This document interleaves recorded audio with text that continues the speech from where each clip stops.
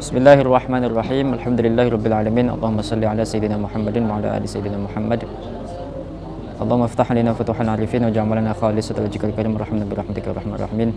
Allahumma arinal haqqa haqqan warzuqna ittiba'ahu wa arinal batila batilan warzuqna ijtinabah. Kembali kita melanjutkan kajian kitab Sulamut Taufiq ila Mahabbatillahi ala Tahqiq karya Al-Habib Abdullah bin Husain bin Tahir Ba'alawi rahimahullahu ta'ala wa nafa'ana bihi wa bi'ilmihi fid dharain amin. Setelah pertemuan sebelumnya kita menjelaskan tentang hal-hal yang bisa membuat kemurtadan dalam segi kepercayaan atau keyakinan yang salah. Sekarang pada kesempatan kali ini beliau Al-Habib Abdullah bin Husain bin Tahir Ba'alawi menjelaskan tentang hal-hal yang membuat keluar daripada Islam sebab suatu pekerjaan atau al-af'al ya. Bismillahirrahmanirrahim. Wal qismu tsani al-af'alu. Bagian yang kedua adalah pekerjaan-pekerjaan. Kasujudin li sonamin, seperti sujud terhadap berhala. Au li syamsin, atau terhadap matahari. Au makhluqin akhar, atau terhadap makhluk yang lain. Jadi di antara hal-hal pekerjaan yang membuat seseorang itu keluar daripada Islam atau murtad adalah sujud terhadap berhala, matahari, dan qamar, atau makhluk yang lainnya selain Allah. Cuman nanti bedanya khusus untuk sujud kepada sonam dan syams dan qamar ya. Sujud kepada berhala, kepada matahari, kepada bulan itu biduni qaidin, mutlak, hukumnya kufur. Entah itu tujuannya beribadah maupun tujuannya sekedar ta'zim. Bedanya dengan makhluk yang lain, berarti selain daripada sonam, syams, qamar, misalkan kepada manusia, misalkan kepada binatang, misalkan kepada pohon, misalkan, ataupun yang lainnya, pada orang tua termasuknya, nanti hukumnya bisa kufur kalau tujuannya adalah menyembah. Kalau hanya sekedar takzim atau tahiyat, sekedar hormat, maka tidak kufur, dosa besar. Itu. Jadi bedanya itu. Kenapa? Karena kalau berhala, terus matahari, kemudian bulan, itu memang di situ ciri khas daripada sesuatu yang disembah, yang di situ telah dilakukan oleh orang-orang musyrik ya. Jadi gitu. Sedangkan kepada manusia, kepada pohon dan seterusnya itu tidak gitu. Makanya itu dibedakan. Au makhlukin akhir, atau terhadap makhluk yang lainnya. Sonam atau nujum gitu aja nggak? Ya, nujum ya. Di situ apa? Ada nujum. Sama-sama. Itu. Berarti ini apa? Hal-hal yang biasanya identik disembah. Ya. Di sini di kitab yang lain, di syarah yang lain itu begitu alasannya. Karena ada keserupaan dengan kaum-kaum yang di situ memang menyembah terhadap hal-hal demikian. Api. Ada keterangan di situ nggak? Api ada nggak? Ada keterangan api nggak? Mestinya aja ya, mestinya aja. Bintang-bintang, api dan seterusnya.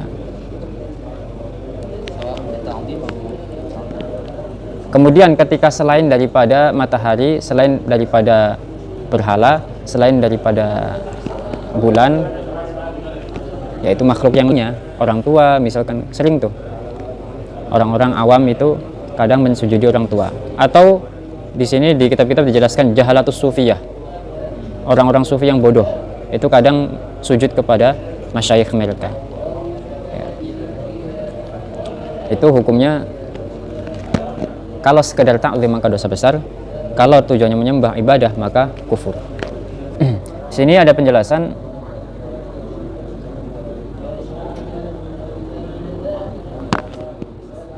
Bagaimana dengan rukuk?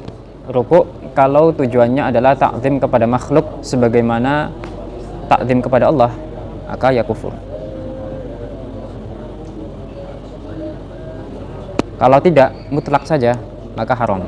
Udah, yang penting rukuk aja, nggak niat ta'zim seperti ta'zim kepada Allah. Adapun kebiasaan orang-orang yang di situ berlebihan dalam membungkukkan badannya sampai pada batas di mana di situ kurang dari rukuk. Kadang kan terlalu hormat itu kadang sampai menundukkan badan sampai hampir ke rukuk. Maka di situ tidak kufur, tidak haram, tapi makruh. Tapi kalau sudah sampai rukuk maka haram minimal. Gitu. Karena di situ sudah hay'ah atau praktek yang di situ khusus hanya Allah saja yang hak untuk dibegitukan. Nah, gitu. Di Indonesia gimana? Nah iya, makanya hati-hati, makanya hormat kepada kiai atau hormat kepada orang tua jangan sampai ke batas ruku, ya, itu dosa besar. Lewat kan? Makanya ketika lewat atau ya memang pengen hormat saja kepada orang tua atau kepada guru, itu harus hati-hati.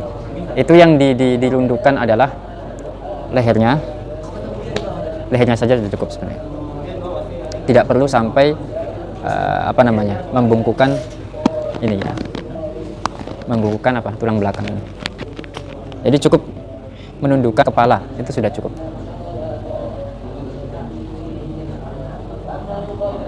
Derajat panjang makruh ya. Jadi kalau hormat sampai mendekati rukuk maka makruh minimal. Nah, itu. Wal qismu tsalits yang ketiga itu bagian yang kedua, pekerjaan ya. Yang di situ bisa membuat kekufuran.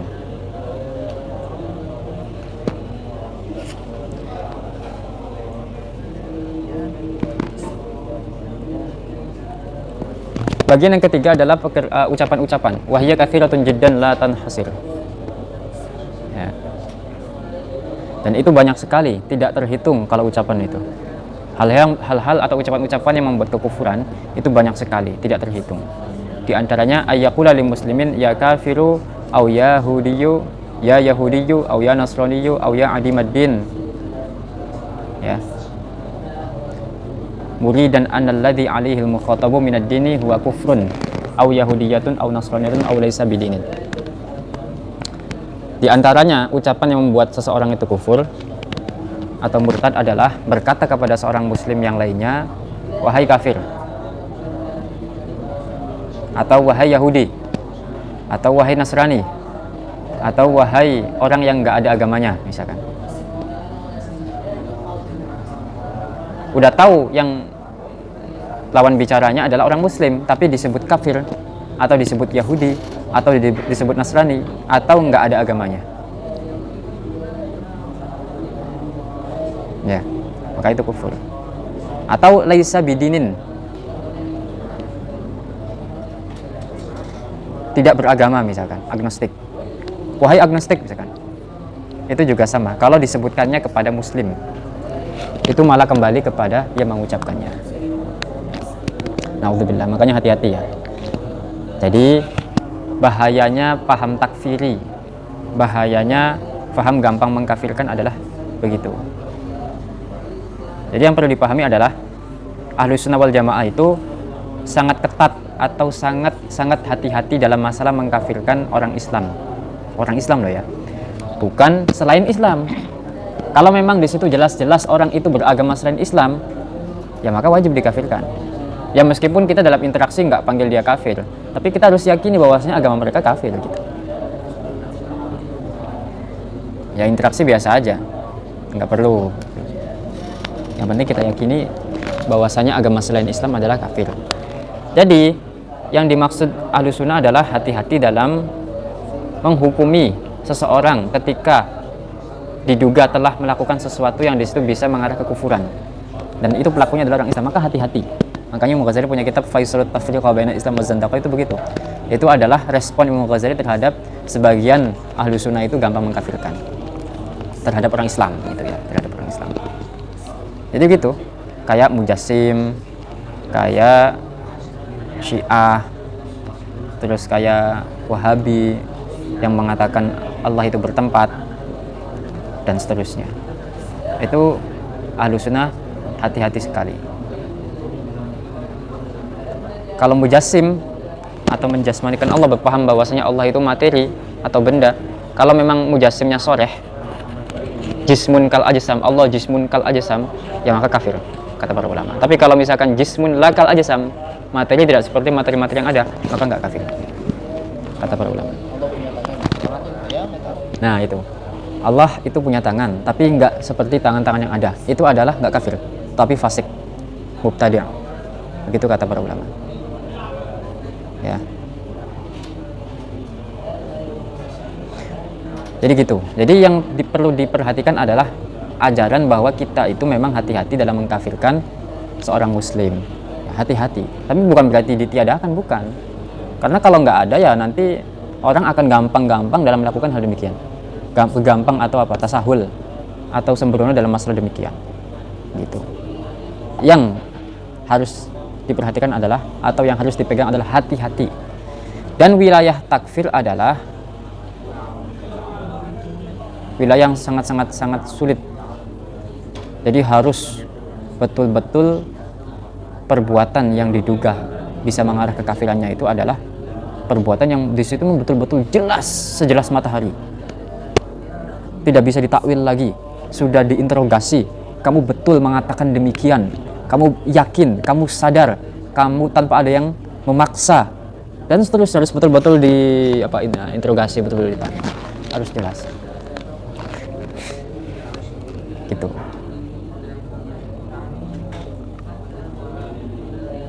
Memang nggak harus kodi, mengkafirkan nggak harus kodi. Ulama itu juga punya otoritas dalam mengkafirkan. Tetapi para ulama kita ketika memang yang di situ muslim, konteksnya adalah terhadap orang Islam, ya maka sebisa mungkin kalau ada alasan yang bisa diarahkan ke tidak kekafiran, maka diarahkan ke sana. Gitu. Selagi di situ lafadznya masih mujmal, masih umum, atau masih potensi enggak, maka kalau bisa diarahkan ke yang enggak, maka lakukan. Gitu. Kayak misalkan Imam Ghazali pernah mengatakan, laisa fil imkan abda'u mimmakan. Tidak ada sesuatu yang mungkin, tidak ada sesuatu yang mungkin terjadi itu lebih baik daripada yang udah ada. Laisa fil imkan abda'u mimmakan. Ini orang-orang yang mengkritik Imam Ghazali memahami bahwasanya Imam Ghazali itu berarti apa? Berkata bahwasanya Allah itu tidak bisa menciptakan sesuatu yang lebih baik lagi daripada alam semesta yang telah ada. Padahal kalau dipahami secara jeli ya, laisa fil imkan abda'u mimmakan. Apa-apa yang mungkin bisa lebih baik menurut kita itu tidak lebih baik daripada apa yang telah Allah ciptakan ini. Sebenarnya bisa diarahkan kemana ini? Bukan kok makna mengatakan bahwasanya Allah itu ada ajiz, atau Allah itu nggak mungkin menciptakan sesuatu yang lebih baik daripada apa yang ada. Bukan. Coba perhatikan. Laisa fil imkan abda'u mimmakan. Prasangka kita nih. Misalkan, coba andaikan Allah menciptakan alam semesta ini, misalkan katakanlah gunungnya begini, lautnya begini. Kayaknya lebih bagus itu. Jadi apa? Kemungkinan-kemungkinan yang dianggap itu lebih baik menurut kita itu tidak lebih baik daripada apa yang telah ada, karena kita itu prediksi dengan kebodohan kita nggak tahu apa-apa gitu. Maksudnya begitu. Jadi agar kita itu maksudnya kita bersyukur apa yang telah ada. Kadang kan manusia kan bilang, andaikan saya gini, andaikan saya jadi anaknya ini, andaikan saya punya ini, punya itu. Itu kan berandai-andaikan sesuatu yang mungkin menurut dia itu lebih baik menurut dia. Imam Ghazali menepis, tidak. Sesuatu yang mungkin menurut Anda lebih baik itu sebenarnya itu tidak lebih baik daripada apa yang telah Allah buat sekarang ini. Apa yang dari Allah itu semuanya yang terbaik. Tidak bisa maknanya begitu. Tapi kenapa sebagian yang mengkritiknya adalah malah memaknai laisa fil imkan abda'u mimmakan adalah Allah itu tidak bisa menciptakan sesuatu yang lebih indah daripada yang telah ada. Ya, enggak. Bahkan saya itu pertama kali mendengarkan kata-kata Imam Ghazali begini, langsung maknanya itu enggak sama sekali terlintas bahwasanya apa? Imam Ghazali bermaksud bahwasanya Allah itu enggak bisa terhadap menciptakan sesuatu yang lebih indah daripada ini. Bahkan sebelum saya membaca perdebatan atau pengkritik berat Imam Ghazali dalam masalah ini. Gitu. Ya, jadi gitu. Jadi sekali lagi, ahlu sunnah itu berhati-hati dalam masalah mengkafirkan kepada orang Islam. Karena ya konsekuensinya, kalau misalkan yang dikafirkan itu tidak kafir, tapi masih muslim, maka kekafirannya itu kembali kepada dirinya. Man qala li akhihil muslim ya kafir faqad ba'a bi ahaduhuma. Ya kan? Kan begitu. Man qala li akhihil muslim ya kafir faqad kafar. Kalau ada orang muslim mengatakan kepada orang muslim yang ya kafir, orang kafir, maka kekafirannya akan kembali kepada salah satunya. Gitu. Jadi sudah di pengalaman. Misalkan dia nggak tahu misalkan kafir itu. Nanti di sana ada penjelasannya. Ya, orang bodoh itu gimana? Orang jahil itu. Tapi kalau konteksnya adalah dengan agama lain yang jelas selain Islam, ya maka wajib dikafirkan. Kalau enggak mengkafirkan maka kafir. Kalau misalkan nih ada orang nih kepada Nasrani, kafir enggak? Enggak kafir. Nasrani enggak kafir. Atau ragu saya, apakah mereka itu kafir atau enggak? Atau enggak tahu tuh kafir atau enggak? Tidak mengkafirkan, ragu terhadap kekafiran mereka, pokoknya selain Islam, atau enggak mau mengkafirkan, maka kafir. Jadi itulah kata para ulama. Man lam yukaffir man dana bi ghairil Islam aw syakka fi kufrihim aw sahaha madzhabahum aw tawaqqafa faqad kafar. Barang siapa yang ragu terhadap kafiran agama selain Islam, man lam yukaffir man dana bi ghairil Islam aw syakka, barang siapa yang tidak mengkafirkan orang yang di situ beragama selain Islam atau ragu terhadap kafiran mereka atau membenarkan, bahkan apalagi membenarkan, atau diam tidak mau mengkafirkan, maka dia kafir. Itu kesepakatan para ulama. Dikatakan Imam Nawawi dalam Raudhatul Talibin, kemudian Al-Qadhi Iyad dalam kitab Asy-Syifa dan seterusnya. Jadi begitu. Kalau mauqif kita, konteks kita itu berkaitan dengan non-muslim, maka begitu, harus jelas. Nggak boleh ada keraguan-raguan gitu ya. Semua selain Islam adalah kafir. Entah itu Yahudi, Nasrani, Majusi, Buddha, Konghucu, dan seterusnya. Terus, itulah bahaya daripada kalau mengatakan kafir kepada orang Islam. Itu ya. Terus, nah, kemudian seperti ucapan, apalagi yang membuat orang itu bisa murtad, seperti sukhriyah, merendahkan terhadap nama daripada nama-nama Allah. Merendahkan, membuat mainan gitu, atau membuat ketawaan nama daripada nama Allah atau sifat-sifatnya ya, Asmaul Husna dan seterusnya. Awa'dihi, atau janji Allah, janji berupa pahala, berupa nikmat, surga dan seterusnya. Awa'idihi, atau ancaman Allah, menyepelekan apa neraka itu misalkan. Jadi menyepelekan janji-janji Allah atau ancaman-ancaman Allah. Jadi itu sesuatu hal yang bisa membuat seorang itu kufur. Nggak butuh surga, apa surga itu? Merendahkan begitu, hati-hati ya. Atau neraka itu panasnya kayak apa sih? Nah, apa, hati-hati. Terus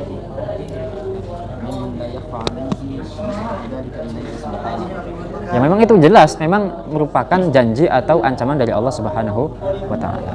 Janji atau ancaman dari Allah Subhanahu wa Ta'ala, sudah jelas di Al-Quran atau hadis atau seterusnya gitu. Terus maka ya pula law amarni Allah bikada lam taqasu law sarat al-qiblatu fi jihati kada ma sallaitu ilaiha. Atau seperti ada ucapan, seperti orang mengucapkan law amarni Allah bikada lam af'alhu. Andaikan Allah nih perintahkan saya untuk melakukan hal itu atau hal ini, maka saya nggak akan kerjakan. Itu kufur, itu murtad itu. Jangankan Allah yang memerintahkan, Nabi saja itu kalau kita terang-terangan dalam mendustakannya, entah itu masa hidupnya maupun sudah wafatnya, maka kufur. Makanya orang yang mendustakan Nabi itu hukumnya kufur ya. Sampai ketika suatu ketika Nabi berada di masjid, kemudian ada sahabat yang masih tidur. Nabi tidak membangunkan, tapi menyuruh Sayyidina Ali untuk membangunkan orang tidur itu, sahabat yang tidur itu. Kenapa? Karena takut nanti kalau Nabi yang membangunkan itu nggak mau bangun. Nah itu malah ngelawan misalkan, apa sih ini ganggu aja? Oh ini kufur ya, kekufuran itu. Misalkan. Tapi kalau yang ditolak Sayyidina Ali ya enggak.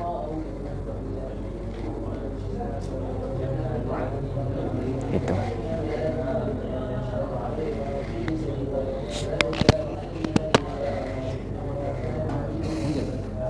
Ya jadi gitu. Andaikan Allah memerintahkan sesuatu kepadaku, maka aku nggak akan kerjakan misalkan. Atau andaikan kiblat itu di sana, maka saya nggak akan sholat. Itu juga sama, bisa menyebabkan kekufuran. Terus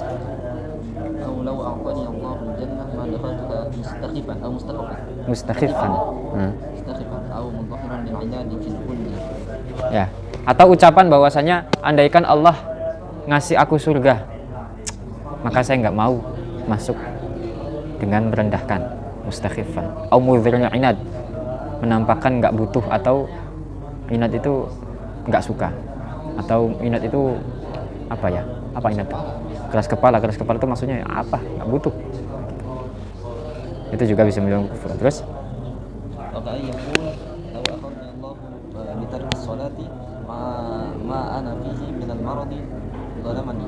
atau seperti ada orang mengatakan, andaikan Allah menyiksaku gara-gara meninggalkan sholat, padahal saya itu dalam keadaan sakit. Kalau Allah itu menyiksa saya gara-gara saya itu sholat, gara-gara saya nggak melakukan sholat, padahal pas waktu itu saya itu lagi sakit, berarti Allah zalim dong. Bilang begitu misalkan, itu kufur, bisa menyebabkan kemurtadan. Kalau Allah zalim menyiksa saya, andaikan saya nggak sholat karena saya sakit, berarti Allah zalim itu kepada saya, maka itu kufuran, ya. Terus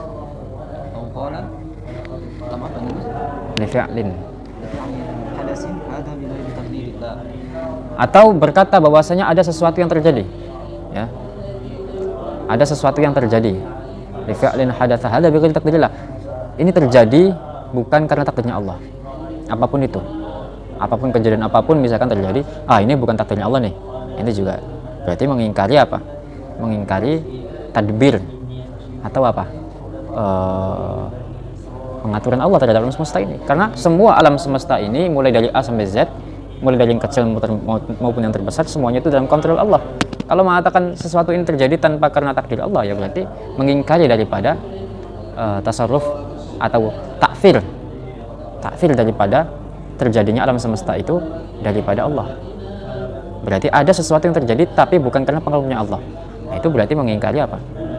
Mengingkari atau mengitsbat atau menetapkan ada kekuatan yang lain daripada selain Allah pada alam semesta. Itu nggak boleh. Kenapa? Karena Allah itu sudah berfirman bahwasanya wallahu khalaqakum wa ma ta'malun, khaliqu kulli syai'. Allah itu menciptakan semua apapun. Allah menciptakan kalian dan apa yang kalian kerjakan. Bahkan pekerjaan manusia saja itu diciptakan oleh Allah. Gitu. Nanti kalau masalah, ya udahlah. Saya nggak mau bicara masalah kasab dan seterusnya, nanti ribet. Kasab. Ya. Terus.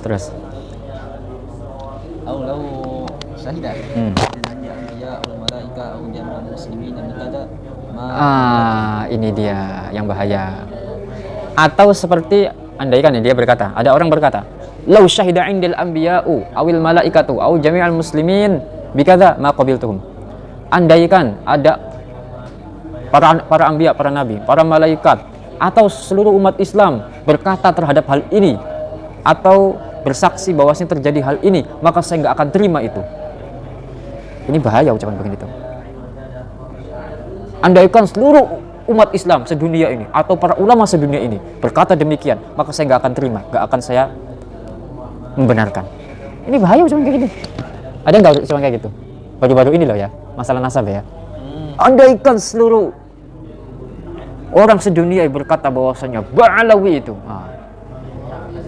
sahih, maka saya tidak akan menerimanya, tidak akan patuh terhadap pandangan mereka. Ini bahaya ini. Bahaya. Kenapa? Ya kalau para anbiya, para malaikat jelas ya. Kalau misalkan diingkari, ya jelas. Jelas kufur ya kan. Tapi umat Islam juga, jami'ul muslimin, atau umat Islam bersaksi terhadap sesuatu hal kemudian diingkari, maka itu bisa menyebabkan kufuran. Kenapa? Karena umat Islam ketika sudah ijma itu nggak mungkin salah. Nah itu ada garansi dari Rasulullah SAW. Kalau umat Islam sepakat itu pasti benar, nggak mungkin keliru. La tajtami'u ummati ala dhalalah. Umatku itu nggak akan pernah bersepakat dalam penyimpangan atau kesesatan. Gitu. Nggak mungkin sepakat terhadap penyimpangan. Gitu. Bahaya ini ucapan. Harus segera tobat tuh yang berkata demikian. Ya. Terus? Qala la aqalu kada wa in kana sunnatan yaqdarul istihza Biqasdil istihza di sini. yuqasdul istihza aw law kana fulan nabiyyan ma amantu bihi. Atau berkata, saya nggak akan kerjakan pekerjaan ini. La af'al kadza wa in kana sunnatan. Saya nggak akan kerjakan pekerjaan ini walaupun itu sunnah. Dengan tujuan apa? Istihza. Istihza. Merendahkan. Walaupun itu sunnah saya nggak mau. Nah, itu hati-hati. Atau berkata bahwa saya andaikan fulan itu nabi, maka saya nggak akan percaya. Maksudnya apa? Kalau misalkan ucapan bahwasanya yang dimaksud itu nabi sebelum Nabi Muhammad SAW. Andaikan gitu ya. Betul-betul orang itu nabi, kemudian berkata andaikan dia nabi. Padahal dia benar-benar nabi. Nah, ya. Jadi kan ketika sebelum Nabi Muhammad kan berarti mungkin terjadi ada seorang nabi ya kan. Maka saya nggak akan percaya. Itu kufur, bisa murtad.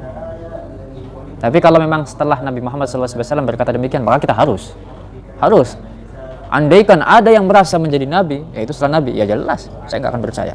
Itu sudah qat'i, sudah maklum daruri, maklum daruri bahwasanya nabi itu khatamul anbiya. Terus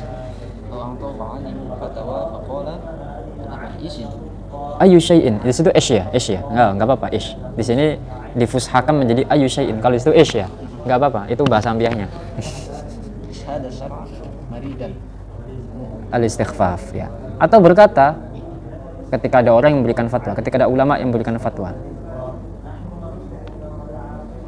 terhadap suatu hukum, kemudian berkata, ini syariat apa ini? Ini aturan apa ini? Nah, misalkan tujuannya merendahkan, murid dan al-istighfaf, tujuannya merendahkan, maka itu bisa kufur. Terus qala la'natullahi 'ala kulli 'alimin muridan al-istighraq syamil li ahad al-anbiya. Atau berkata, semoga Allah melaknat seluruh orang alim seluruhnya. Tujuannya apa? Istighraq syamil, memasukkan seluruh manusia atau seluruh alim, termasuk juga masuk juga nabi juga, ada nabinya juga dimasukkan juga. Nabi kan pasti alim, ya kan? Maka itu kufur, bisa menjerumuskan kemurtadan, ya. Terus atau berkata, aku terbebas atau berlepas diri daripada Allah Subhanahu wa taala. Au minan nabi, atau daripada Nabi sallallahu alaihi wasallam. Au minal Qur'an, atau daripada Al-Qur'an. Au minas syariah, au minal Islam. Aku berlepas diri daripada Allah, Nabi, Quran, syariat atau Islam atau salah satunya ya, daripada hal itu.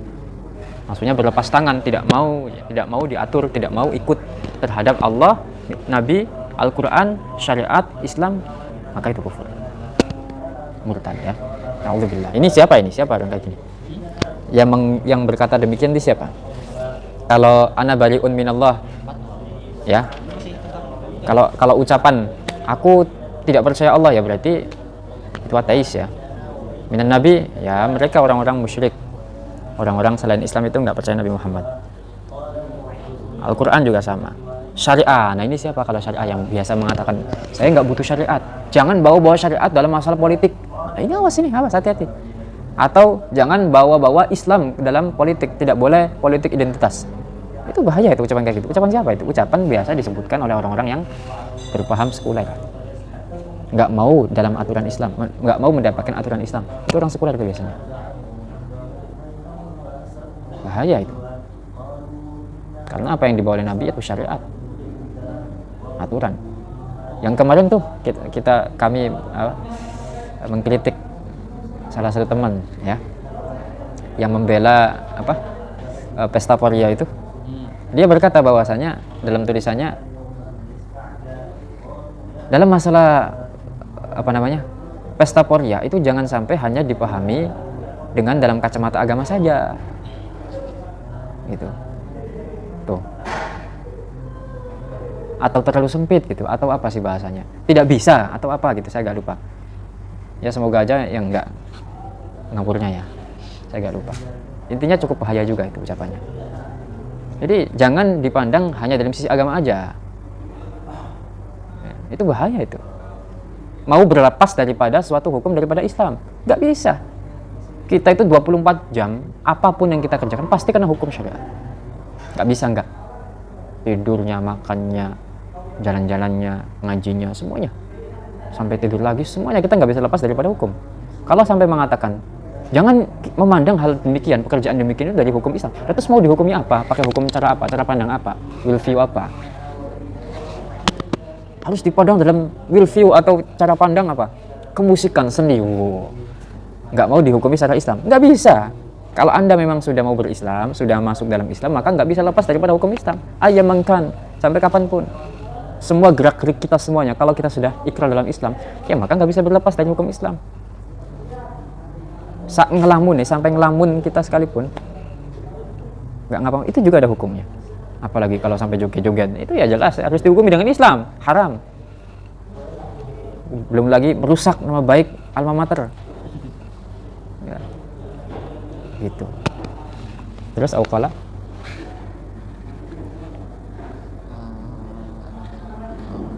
الشرع من الإسلام أو قال لحكم حكم به من الأحكام الشرعية ليس هذا أو لا أعرف الحكم مستهزئا بحكم الله. Atau berkata bahwasanya li hukmin hukima bihi min ahkamis syariah, terhadap suatu hukum yang memang telah dicetuskan suatu hukum daripada syariat. Apa berkatanya? Saya nggak tahu tuh hukum itu tuh. Saya nggak tahu berkata demikian. Nggak tahu lah hukum seperti itu misalkan, atau hukumnya ini tujuannya apa? Merendahkan. Auqalah terus. Beda dengan yang nggak tahu emang nggak tahu. Kalau betul-betul nggak tahu dan memang di situ bodohnya atau nggak taunya itu dimaaf. Kayak misalkan baru Islam, belum sempat belajar banyak gitu ya. Atau jauh dari ulama gitu. Ini orang yang udah tahu dan di situ hukumnya udah jelas. Kemudian tujuannya merendahkan, apalah, nggak tahu tuh hukum-hukum itu tuh. Tujuannya merendahkan, maka kufur. Terus?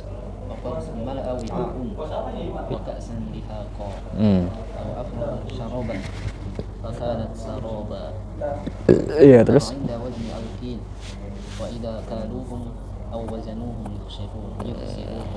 Terus? Nah, atau berkata dengan membuat main-mainannya. Waqad mala'a wi'an ka'san dihaqa.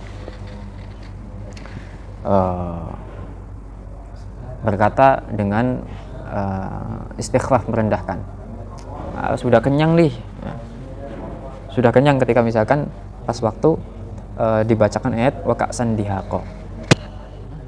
Jadi ketika baca ayat wa ka'san dihaqa, kan di surah An-Naba itu kan sedang menjelaskan nikmat ahli surga, di antaranya adalah minuman-minuman yang segar atau yang gitu kan. Kemudian berkata, udah kenyang nih, udah seger nih. Gitu. Kayak nggak butuh, kayak istighfar, merendahkan gitu. Nah, itu bisa kufur gitu. Begitupun juga ketika seperti baca ayat wakanat seroba, atau ketika praktek sedang jual beli misalkan, sedang menimbang, sedang mengilau, sedang menakar. Wa idza qalu ma'uzunum yukhsirun, ya, dibuat guyonan gitu. Ketika mereka mengilau atau menimbang, maka mereka mengurang-urangi dan seterusnya. Au inda ru'yati jam'in wa hasyarnahum falam nuqatil minhum ahada. Itu buat mainan. Hati-hati ya. Kami menggiring mereka semua dan tidak menyisakan satupun. dibuat mainan. Ketika praktek demikian bacakan ayat itu buat mainan, itu nggak boleh, bisa menjadi kekufuran. Hati-hati ini, sering banget dalam masalah ayat-ayat tertentu ya. Kayak misalkan Al-Ikhlas ini betul-betul orang itu banyak sekali jatuh dalam menyepelekan Al-Ikhlas. Al-Ikhlas itu Al-Quran. Al-Ikhlas itu lahu wujuhul i'jaz. Al-Quran itu kadang dibuat mainan, kadang dibuat guyonan, disepelekan gitu. Al-Ikhlas, kulhu. Beneran itu bahaya itu. Beneran bahaya itu. Kulhu aja. Hati-hati itu, hati-hati ya Allah. Ngeri. Itu Al-Quran itu, Al-Ikhlas itu. Qul huwallahu ahad itu Al-Quran. Jangan sembarangan. Itu mah ustadz tingkatan kulhu itu. Kayak kulhu kayak nggak ada harganya, nggak ada nilainya. Itu bahaya sekali. Ya Allah, hadahumullah. Hati-hati. Bahkan kata Syekh Al-Buti itu ya, Syekh Al-Buti berfatwa gini. Ada videonya. Ini sebagai pelajaran ya. HP jangan sampai kalau bisa jangan alarm atau nada dering atau ringtone atau apa itu dengan ayat Al-Quran. Kalau alarm misalkan dengan ayat Al-Quran misalkan, kemudian bunyi pas waktu malam-malam, kemudian orang tersebut itu bangun, kemudian merasa terganggu, apa sih, matiin. Dengan merasa kesel, merasa terganggu, merasa jadi merendahkan ayat Al-Quran, nah itu kufur, murtad, beneran. Ini fatwa Syekh Sa'id Ramadan Al-Buti. Hati-hati makanya.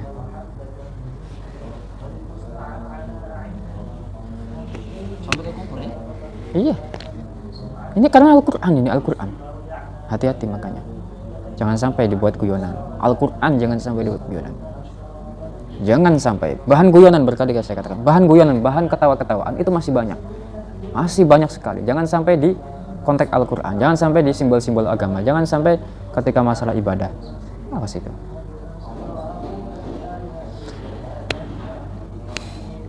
Terus wakada kullu mawdi'in istamala fihi al-Qur'an bidzalika al-qasd fa in kana bi ghairi dzalika al-qasd na'am fala yukaffar. Lakin qala Syekh Ahmad bin Muhammad bin Hajar rahimahullah tabaudu wakada yukaffaru man syatama nabiyyan aw malakan akunu qawadan in sholaitu. Ya, jadi tempat-tempat yang di situ memang diperuntukkan sebagai tempat Al-Quran. Awas jangan sampai direndahkan atau jangan sampai disepelekan atau jangan sampai dihinakan. Hati-hati.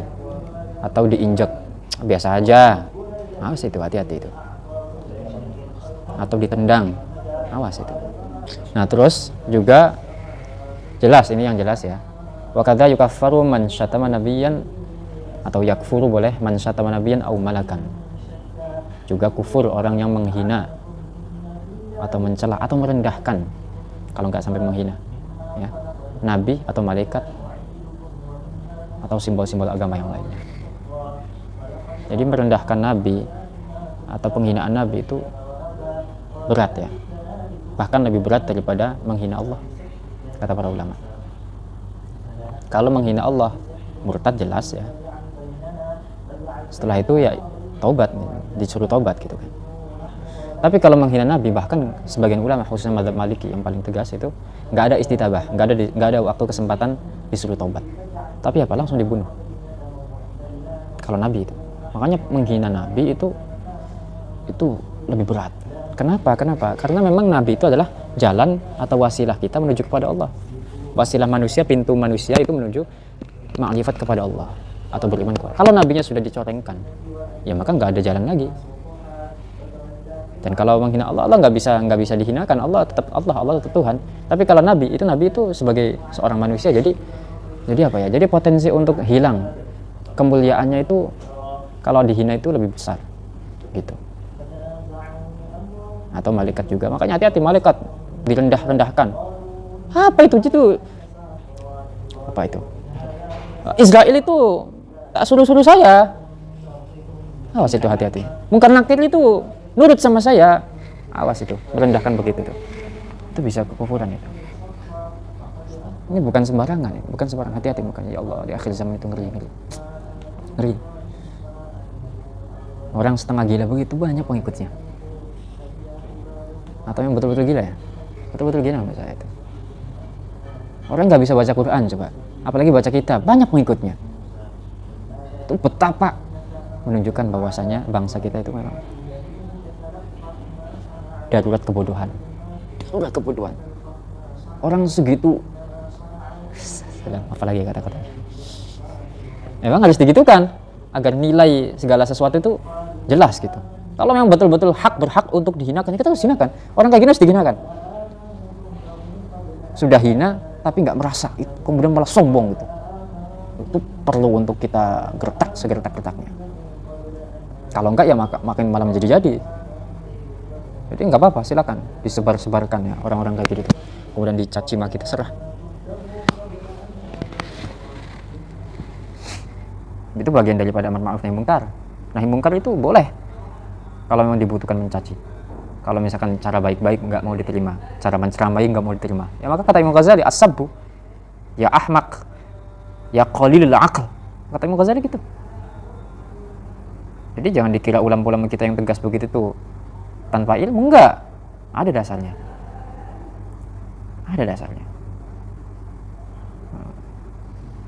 Agar nilai sesuatu itu ada pembedanya gitu. Ini orang alim ya maka dimuliakan. Ini orang hina, orang bodoh, orang yang merasa paham agama tapi merusak agama. Ya harus dihinakan agar orang-orang tahu bahwasanya itu sesuatu yang hina dan nggak boleh ikut. Makanya dalam sebuah hadis atau ini saya mungkin Gus Bah itu kayak riwayat bil makna atau apa gitu, atau ini perkataan ulama. Innallaha la yanzi'u barakatal ardi hatta la yuqala lidzalim anta zalim.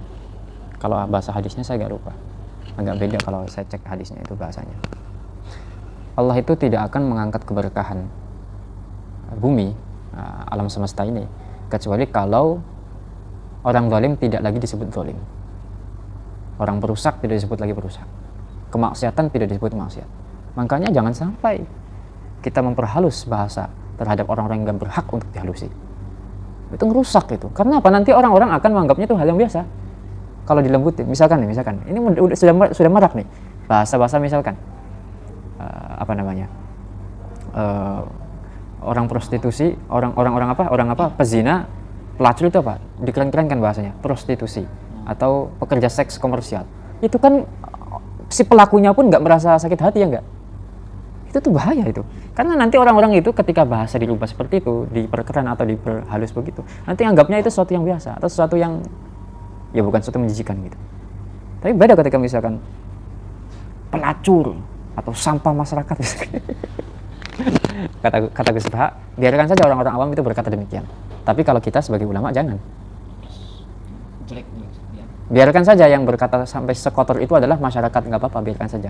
Tapi kalau ulama ya harus tetap elegan bahasanya. Tapi ya nggak sampai. Tapi nggak. Iya, ya tetap. Justru loh, nggak sekalian aja ulamanya juga. Enggak, maksudnya kalau mencaci maki orangnya jangan. Tapi untuk mengatakan hal demikian, mengatakan hal itu pelacur atau si koruptor itu sampah masa tuh koruptor, bahasanya koruptor kan keren banget. Coba kalau maling gitu kan, itu kan membuat nusuk gitu. Ya tetap mengatakan demikian ulama, tapi kalau kepada orangnya itu ya biarkan saja, itu tugas orang-orang awam gitu. Nah, biarin aja, tapi ya kita nggak usah ikut-ikutan, kata Gus Bah gitu. Au qala akunu qawwadan in shallaitu. Ya. Apa qawwadan? Orang yang berjalan kepada fahisyah, kepada perbuatan zina ya. Menunjukkan kezinahan. Jadi kalau aku sholat berarti aku qawwad. Qawwad itu kayak mengumpulkan seseorang untuk berzina gitu. Jadi kayak ya itu penghinaan terhadap sholat. Sering banget nih artis-artis tuh ya. Apa sih sholat mulu? Bang sholat bang, sholat terus. Apa sih itu? Itu bahaya sekali. Makanya film-film sinetron itu nggak ada yang bermanfaat. Kalau nggak pacaran ya udah, rusaknya film Indonesia itu gitu. Apa nih berarti anaknya Gus? Ya begitu. Kalau aku sholat berarti aku menjadi orang yang mengumpulkan. Itu sebenarnya bahasa sana, bahasa orang Arab yang disitu dibuat untuk menghina gitu. Kayak sholat itu malah kayak memberikan contoh perbuatan keji gitu. Itu untuk bahasa penghinaan. Itu ada di syarahnya itu bahwa qawat itu ya begitu, perbuatan yang menjijikan begitu. Oh, nah, akhlakul nisa. Terus au asabtu atau berkata bahwasanya saya nggak pernah mendapatkan kebaikan apa-apa semenjak saya sholat dari dulu, dengan tujuan apa? Merendahkan, meremehkan. Apa sholat nggak ada manfaatnya? Nggak ada, saya nggak merasakan apa-apa. Makanya berkali-kali ya saya itu mengatakan jangan sampai sholat itu dibuat ukuran, atau rezeki seseorang itu dibuat ukuran dengan sholatnya. Jangan. Nanti akan memicu orang-orang awam berkata demikian. Kok saya udah rajin sholat ya, udah zakat ya, udah zakat ya, sedekah ya, udah rajin berinfak ya, kok gini-gini aja ya. Sedangkan saudara saya, tetangga saya yang non muslim, nggak pernah sholat, nggak pernah sedekah, tapi makin kaya. Itu makanya kita itu sebagai orang-orang, para kiainya itu jangan sampai mengukur kekayaan itu. Oh itu lihat tuh, dia tuh berkah tuh, anunya dia itu omsetnya makin melambung. Kenapa kan dia rajin sholat? Jangan, itu bahaya, itu akan memicu orang nanti, kok saya Pak Ustadz udah rajin sholat, udah rajin apa, tapi rezeki susah aja. Sedangkan saudara saya, nah itu. Amalan gitu nggak? Amalan gitu. Amalan juga kan jangan. Makanya itu. Saya ada amalan. Makanya. Kok enggak? Oh iya, bisa jadi. Kalau memang di situ amalan-amalan yang di situ syar'i, iya bisa jadi. Kalau berkata demikian. Sudah rajin atau sudah istiqomah baca surah Waqiah, gitu kan. Apa gunanya Waqiah itu? Merendahkan, ya jelas. Pokoknya bau-bau merendahkan, bau-bau meremehkan itu Al-Quran, ya sudah. Bisa mengarahkan ke kufuran, naudzubillah. Terus makanya jangan sekali-kali mengukur kekayaan materi dan seterusnya itu dengan ibadah. Nanti akan mengajak orang awam itu berkata demikian. Terus awis sholat awal istiza ya. Sholat itu la tasluh li biqasdil istighfaf. Sholat itu nggak pantas untukku. Sholat saya mah nggak pas atau nggak layak untuk sholat, untuk merendahkan. Ya, merendahkan. Sholat itu nggak layak untuk saya, nggak berguna apa-apa misalkan. Alhamdulillah. Terus awistihlali tarkiha, atau menghalalkan meninggalkannya. Sholat ditinggalkan itu halal, itu kufur, itu jelas itu. Awit tasya'um biha. Tasya'um itu apa? Lawannya optimis, namanya apa? Pesimis. Sholat itu bikin melarat misalkan, sholat itu bikin susah, itu sering tuh perkataan naudzubillah. Terus qala lil muslimin ana aduuka wa adu nabiyyik. Berkata kepada orang Islam, saya itu musuhmu dan musuh nabimu. Itu naudzubillah. Itu juga kufur. Terus auli syarifin. Ini nih, atau terhadap seorang sayyid, terhadap seorang habib misalkan. Ana aduuka wa adu jaddika, muridan Nabi sallallahu alaihi wasallam. Saya itu musuhmu dan musuh kakekmu. Berkata kepada habib begitu. Pada Said begitu. Saya musuhmu dan musuh kakekmu. Yaitu Nabi sallallahu alaihi wasallam, maka itu kufur itu. Terus al-basyi'ah. Atau ya berkata dengan perkataan-perkataan yang demikian. Pokoknya perkataan-perkataan yang merendahkan, yang rusak, ya, yang menghina dan seterusnya, itu bisa menyebabkan kekufuran. Terus waqad ada Syekh Ahmad bin Hajar wal Qadhi Iyad rahimahumullah taala fi kitabaihima Al-I'lam biqawatil Islam. Ya keliru itu. Al-I'lam biqawatil Islam, kitabnya Imam Ibnu Hajar Al-Haytami. Kalau a'lam maknanya gunung ya. ulama-ulama yang seperti Gunung A'lam. Kalau yang A'lam memberitahu. Terus wasyifa fil qadhi iyad. Terus apa yang dibalik mana ini? apa setelahnya? Asya'un katsiratun apa kemana asya? Oh, di situ asya, di sini syai'an katsiran. Terus apa yang bagi? Katsiratan. Yang bagi itla' alaihima. Fa inna man la ya'rifu asya yaqa'u. Jadi ini Syekh Habib Abdullah bin Husain bin Tahir itu mengarahkan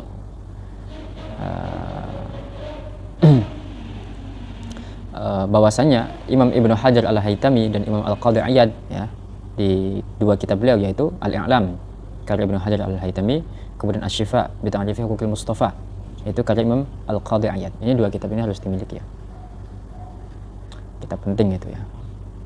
Banyak sekali yang dimasukkan ya. Banyak sekali yang dimasukkan oleh hal-hal yang di situ bisa menyebabkan kemurtadan kalau daripada Islam. Banyak sekali yang disebutkan oleh Imam Ibnu Hajar dan Al-Qadhi Iyad. Banyak sekali. Fa yanbaghi al-ittila'u alaihi fa inna man lam ya'rif asy-syarra yaqa' fihi. Maka sebaiknya, seyogianya itu dibaca. Ya, dimutola'ai dua kitab tersebut. Karena apa? Karena sesungguhnya orang yang tidak mengetahui sesuatu yang jelek, perbuatan jelek, maka dia akan jatuh terhadapnya. Itu. Hanya harus tahu sesuatu yang jelek. Hanya tahu saja bahwasanya itu sesuatu yang jelek, tidak untuk dilakukan ya. Ketika kita nggak tahu sesuatu yang jelek, bahwa itu jelek, maka potensi jatuhnya itu besar. Banyak sekali ya. Bahkan di kitab situ juga di Mirqatus Su'ud Tasdik ya, itu dikatakan bahwa sesuatu yang membuat murtad itu banyak sekali, nggak bisa dihitung, bahkan kelihatan hasil gitu ya, saking banyaknya. Makanya hati-hati. Terus Udah di kaidah aja gitu. ada terus. Nah ini makanya kaidahnya terus. Walhasil akharu tilkal ibarati yarji'u ila anna kulla aqdin aw fi'lin aw qawlin yadullu ala istihanati aw istighfar billah aw kutubihi aw rusulihi aw malaikatihi aw sya'airihi Aw ma'alimi dinihi aw ahkamihi aw wa'dihi aw wa'idihi kufrun aw maksiyatun. Falyahdir al-insan min dalika apa juhdahu ya. Nah ini nih, makanya karena saking banyaknya perbuatan atau ucapan atau kepercayaan yang di situ bisa membuat kekufuran, maka ini kaidahnya. Jadi di mana setiap keyakinan atau kepercayaan atau pekerjaan, au fi'lin, au qaulin, atau ucapan yang bisa menunjukkan terhadap istihanah, merendahkan atau menghinakan, atau istighfaf, meremehkan. Setiap ucapan, keyakinan, pekerjaan yang menunjukkan terhadap penghinaan atau meremehkan terhadap Allah atau kitab-kitabnya, atau rasul-rasulnya, atau malaikat-malaikatnya, atau para nabi-nabinya, atau syiar-syiarnya, atau ciri-ciri agamanya, atau hukum-hukumnya, atau janji-janjinya, atau ancaman-ancamannya, ketika mengarahkan ke penghinaan atau merendahkan, apalagi diingkari, maka itu kufrun kafir. Atau maksiatun, minimal maksiat kalau salah niat misalkan. Atau memang nggak nyadar gitu ya. Fal yahdharil insanu min dzalika juhdah, maka hati-hatilah manusia dengan mengerahkan segala kemampuannya dari hal-hal itu. Ya, hati-hati. Ini nih di sini ada penjelasan. Ini nggak tahu ini tahqiq yang berbeda ya. Ini di sini ada bahasa tanbihun la yu'dharu, ini pertanyaan antum tadi. Tanbihun la yu'dharu man yatakallamu bil kufri mazihan aw ghadiban aw jahilan bil hukmi wala yamna'ul mazhu walal ghadabu walal jahlu anhu al wuqu'u fil kufri. Ya. Ketahuilah bahwasanya tidak diuzuri, tidak dianggap uzur orang yang berkata kekufuran ya, yang di situ tujuannya apa? Mazihan, bergurau atau guyonan ya, atau ghadiban, lagi marah, atau jahilan, orang yang nggak tahu terhadap hukumnya, itu tidak ada uzur atau tidak sebagai apa namanya penghalang kalau dia berkata demikian, berkata kekufuran yang di situ tujuannya apa? Tadi entah itu dia itu bersenda gurau, saya hanya bersenda gurau aja, atau sedang marah, atau nggak tahu hukumnya, itu nggak ada, nggak dimaaf semuanya itu. Wala yamna al mazhu wal ghadab wal jahlu anhu al wuqu' fil kufr. Jadi senda gurau atau nggak tahu hukumnya atau sedang marah, itu semua tidak mencegah seseorang yang berkata kekufuran itu atau pekerjaan kekufuran itu pada jatuh terhadap kekufuran tersebut. Ya. Dimana dia itu sadar mengatakan demikian, entah itu nggak tahu, entah itu ketawa-ketawaan, buat apa, canda-candaan, atau sedang marah. Kalau memang sadar mengatakan demikian, maka jatuh kekufuran. Nauzubillah. Makanya jangan sampai ya di WA itu manggil-manggil dengan sebutan-sebutan Yesus itu kadang tuh stiker tuh begitu. Coba jangan sampai. Saya berkali-kali ingatkan, bahan guyonan itu banyak sekali ya. Bahan guyonan itu banyak sekali. Guyonanlah, jangan pada sesuatu yang di situ berkaitan dengan agama atau keyakinan kita dalam agama ini, karena berat ya. Dalam hadis itu kan wa innal abda la yatakallamu bi kalamin la yulqi fi balan dan seterusnya, ya kan. Kemudian malah ketika seorang ya berkata terhadap perkataan sesuatu dan hatinya sama sekali tidak menyadari hal itu, tidak mengira perkataan itu perkataan bahaya dan seterusnya, maka perkataan tersebut itu bisa menjadikan seorang itu terjerumus dalam neraka. Dan sebaliknya, ketika seorang itu berkata kebaikan yang di situ tidak dikira sama sekali dalam hatinya bahwa itu kebaikan, itu bisa menyebabkan dia itu masuk surga. Makanya hati-hati.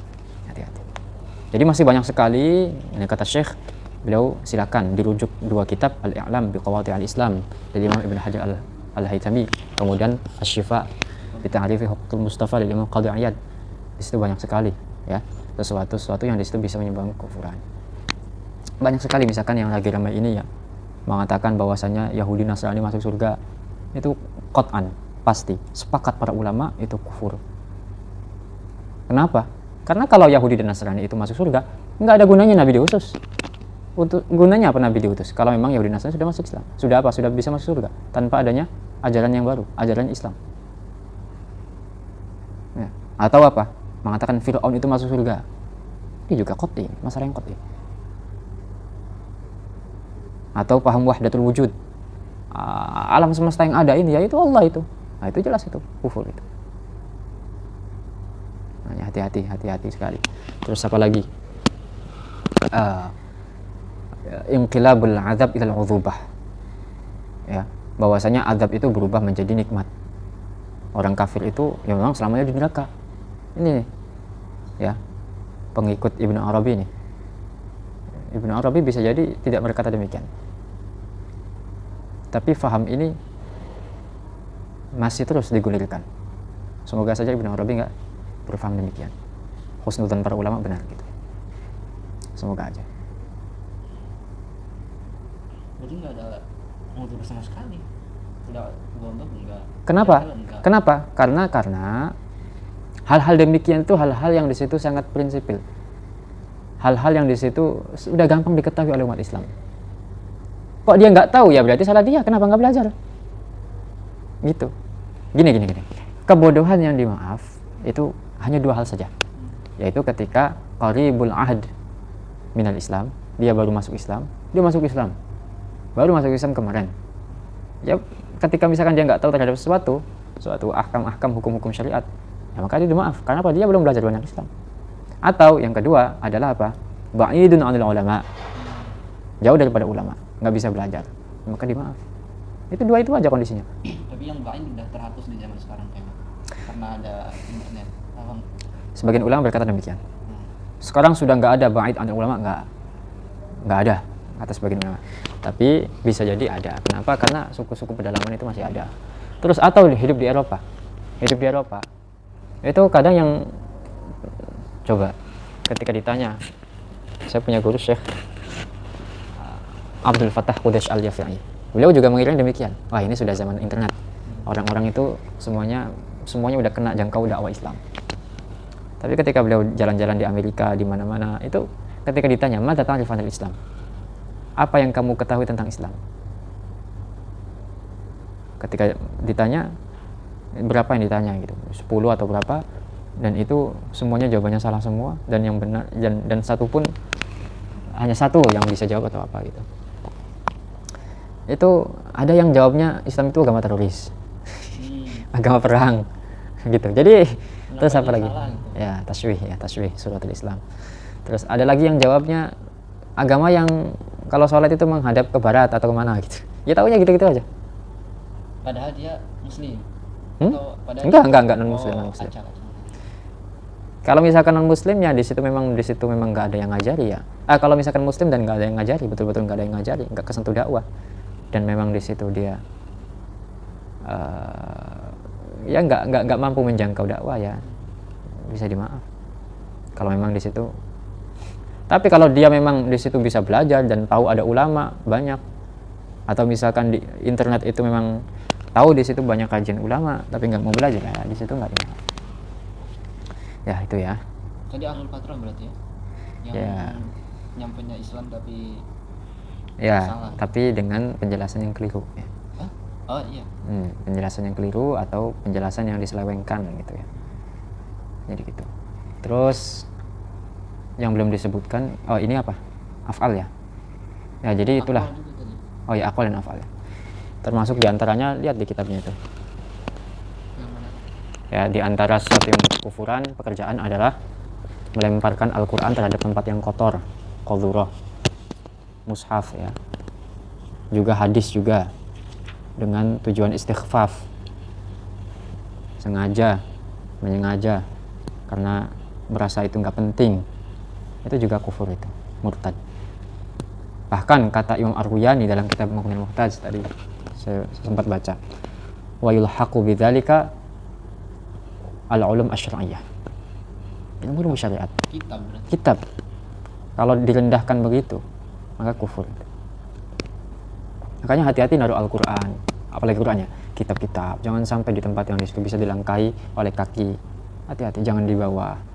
Ya, sekarang itu adab itu sudah hilang ya, para tulabul ilm itu sudah hilang. Makanya keberkahannya kurang. Para ulama dulu itu masya Allah adabnya. Dalam ta'lim itu sampai naruh pulpen aja, pensil atau pulpen di atas kitab itu sudah kurang adab itu. Sekarang guys, naruh HP-nya di atas kitab, itu sudah kurang adab itu ya. Di atas Al-Quran bahkan, alhamdulillah itu naruh kitab acak-acakan, tafsir Al-Quran di bawah, kemudian di atasnya itu kitab-kitab yang lain, bahkan buku biasa, dan yang paling atasnya itu di antara tumpukan itu malah HP. Nah, itu bahaya itu sudah, itu namanya loss of adab. Itulah, hati-hati terhadap kutub syar'iyyah. Terus masih banyak sekali yang nggak bisa disebutkan semuanya ya. Pokoknya hati-hati terhadap simbol-simbol agama, hati-hati terhadap Al-Quran, hati-hati terhadap Allah, Rasulnya, para malaikat dan seterusnya. Jangan sampai dibuat mainan, jangan sampai dibuat diremehkan, direndahkan dan seterusnya. Ya, wallahu a'lam bishawab. Jazakallahu khairan bisa dosa Al-Fatihah. Iya, kena berbuat, kena setengah dengan syurga.